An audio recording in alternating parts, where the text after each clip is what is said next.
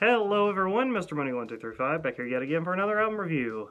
Gorillaz, the Now Now. So yes, it looks like Amazon screwed up a little bit and gave the tracks early to some people who pre-ordered a digital copy of the album. So yeah, it's here a week early. So somebody on my YouTube channel commented and told me that it leaked. Thank you for letting me know. Went and found it pretty easily and took a listen to it. I've pre-ordered about 2 or 3 different copies of this album, so I think I'm in the clear to listen to it personally. They have my money, trust me. Album turned out pretty great. There are a few flaws on it though that I'm going to get into in this video. First of all, the trackability sounds great, beachy as hell. Wonderful guitar on that from George Benson. I really need to start listening to him because I really did enjoy that jazz guitar in there. Really, really cool. Really great track. Love it. More importantly, though, the second song, Trans. Whenever I heard the live version of this, I was really excited to hear the studio version because I haven't really heard Damon do something like this with Gorillaz before, where he's kind of like being kind of shouty with the lyrics or the vocals. And when he performed it live, he was doing that, so I was kind of expecting that on this track. Musically, it sounds great. The synthesizers are in both headphones. It sounds really full. It sounds really deep. Very, very high energy going on even in the studio version, which is something I had kind of complained about in my Humanz review. But luckily, Trans kind of pulls that off. The only problem with it, though, is vocally it is very weak. Damon's delivering the lyrics in the studio version here a little bit more sleepily than I would have preferred, especially on a track that is so fast-paced as this one. It's a little bit disheartening, it's a little disappointing, though I really do enjoy the melody of this track, and I really like the lyrics too. It might be something I might have to get used to enjoy Damon's more lazy delivery, especially in the chorus. It's kind of funny. It's not so annoying in the verses, but where you really want it to be powerful, it's just not that powerful. He's also doing like a really high falsetto when in the live version, it was just his normal his normal singing tone. He's kind of doing a falsetto up in his higher register voice for this track, which is a little off-putting at first, but I kind of like it now. Other than that, the song Trans is one of my favorite from this album, and one of my favorite from Gorillaz in general, just based on the melody alone. Third track, Hollywood, freaking banger. I was so excited to hear this. Ever since I went to my concert in Atlanta, Georgia, last October, me and my wife, we were VIPs at the show, so we got to go in and listen to them do sound check. When we first went down into the arena, they played the song Superfast Jellyfish in front of everyone, which was really cool. And then the rest of the VIP experience, they were working on a track that nobody had heard yet, and Damon kept on doing this line over and over again, "Jealousy is gone far," and then it turned out to be the track Hollywood that we were listening to. It's kind of cool that we got to hear this song kind of in the making of it before anyone else. It was really, really cool. I just remember when I was listening to it when I was there at the show, watching Damon sing this part over and over again, working out this demo that he had cooked up, that I was like, man, I hope we get to hear this someday, because this sounds so cool. And the studio version is great, okay? I don't really see what people are saying that it sounds more demo-y. I personally think the Hollywood studio version sounds really, really good. I think it's slamming. Snoop Dogg sounds great. Jamie Principle sounds great. He's kind of delivering kind of his haphazardly kind of rambly lines like he was doing on a Sex Murder Party, but I don't really mind it that much, honestly. I think Hollywood is one of my favorite Gorillaz songs of all time, honestly. Now, I don't know where I would place it in the list of every song Gorillaz have released, but Hollywood is definitely up there with one of my favorite songs of all time, and I absolutely love it.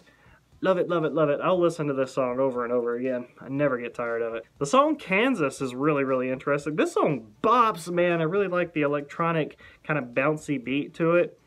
And the way the melody is going on this thing, it kind of reminds me of like a throwback 50s song almost. It kind of has an old school flavor to it, but you know, it's a little bit older school than 60s or 70s. It almost sounds kind of 50s to me, which is really, really cool. The track Sorcerers is next, and another one of my absolute favorites on this album. I just love the melody of this song, that ba ba ba ba bow bow. And David's vocal delivery on this thing, really, really good. At first I was a little off-put by how kind of raspy it sounds, but I actually think it kind of suits the track itself musically. I think it sounds really good put together. Sorcerers is a freaking banger. I love just belting out the, hey, what is this drowning? Sorcerers is a huge highlight for me. I'm gonna coming back to this song constantly. Then next up is the track Idaho, which we got a few months ago that they also played at a sound check at one of their Humanz shows. And Idaho is a huge highlight on this album because it actually features some actual instrumentation, some actual acoustic guitars getting played on this track. I do wish that the slide guitar that they were playing during the live shows was more predominant on here. I'm not even sure if it's there at all. I'm just so used to the live version that it's kind of missing that. I feel like Gorillaz could use a few more country sounding songs to go in their repertoire of genres that they play with. And unfortunately, Idaho doesn't really pull that off as much as I thought it was going to after hearing the live recording. But still, Idaho is a huge favorite of mine on this album. It's just so beautiful. It's one of my favorite slow songs Gorillaz have done in the past few years, and it's really, really awesome. In fact, a few of my favorite slow songs from Gorillaz are in this very album, and Idaho is another huge highlight. Lake Zurich, the dancey-ass instrumental song that's next on here, still amazing as always, just funky as hell. You just dance constantly to it. I love how long this track is too, 4 minutes 14 seconds. I know that's not really long, but by pop music standards I guess it's kind of long. But I just love how it just kind of keeps on going. It's a little bit repetitive, but I kind of like it honestly because it just keeps the party going, man. Keeps you dancing, and I really, really love that for it. It's a great song. Great song. The song Magic City is really, really great, the next track on this album. Not much change from the live version to the studio version on here, luckily. There's some live drums in this thing. Live drums was something that Humanz was missing almost in its entirety. And Magic City and Lake Zurich both have live drums on them, and it just sounds so much better with live drums instead of synthetic instruments. Just sounds really, really good. Magic City, another great bopper. I love the chorus on this song. You've got me lost in Magic City. Really, really good. Another huge highlight for me on this album, personally. Then we have the track Fireflies, which is another one of my favorite, more chilled out Gorillaz songs that I've ever heard. Kind of gives me the hairs on the back of your neck kind of stand up, especially in that outro part with the synthesizers kind of flowing down like waterfalls. It sounds amazing. Really, really great. And then we get into my one huge ass disappointment on this fucking album, the track 1%. I don't even understand the point of this song, I'm going to be honest with you guys. I mean, this track is only 2 minutes and 21 seconds, and it just goes nowhere for me personally.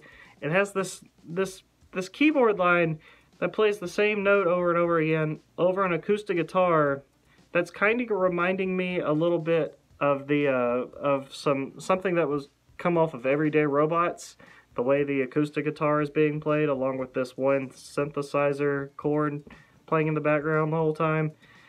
But this track just kind of breezes by, and it's the most forgettable thing that I've ever heard from Gorillaz in ever. Definitely a huge black dookie stain on this really perfect album. I don't understand the track 1%. I'm sorry to disappoint you guys, but 1%, it has nothing going for it. I don't even understand why it's on this album personally. It sounds like a glorified interlude that just goes on a little bit too long, and it's only 2 minutes and 21 seconds. I don't get it. I don't get it. But then the last song, Sulci.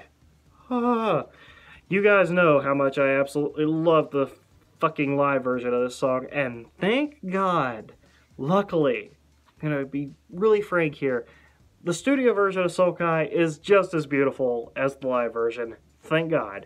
This track is absolutely gorgeous. Kind of stays along with that bossa nova kind of sound at the beginning there. Damon is delivering these beautiful lyrics and this beautiful melody. And then the outro of the track with the xylophone. Oh, it makes me come. It makes me come. It is one of my absolute favorite Gorillaz songs of all time, and probably my favorite song on this album as a whole. This is definitely the best album closer that we have ever gotten from Gorillaz ever since the days of Don't Get Lost in Heaven and Demon Days. I'm not even kidding.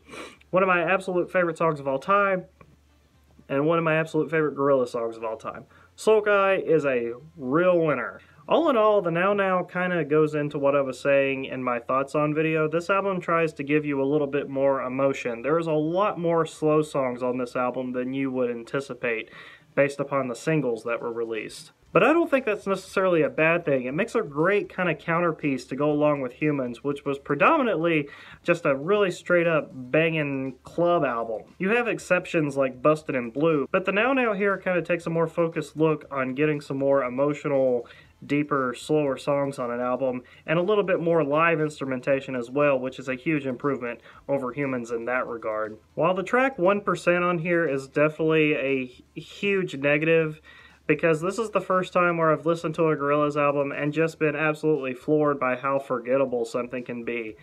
And I'm just not used to that when it comes to Gorillaz, so to have something like that on here is just really disappointing.